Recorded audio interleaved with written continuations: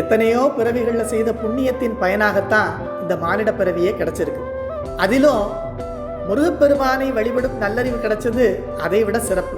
அப்படி வழிபாடு பண்ணும்போது மனசு ஒன்று இருந்து புலன் வழி போகாமல் பார்த்துக்கிடணும். அப்படி இல்லாமல் தன்முனைப்போடு செய்கிற நல்வினை புண்ணியமாகி சொர்க்கத்தையும் தீவினை பாவமாகி நரகத்தையும் கொடுத்து மீண்டும் மீண்டும் பிறவிக்குத்தான் வழிவகுக்கும்.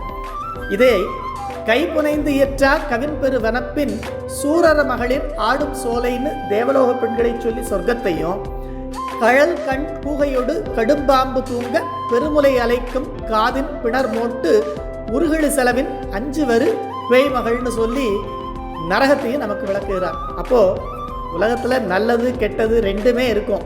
நம்முடைய தன்முனைப்பை கைவிட்டு முருகப்பெருமானை கண்டு வணங்கி அவர் அருளை பெறுவதே நம்முடைய ஒரே குறிக்கோள்.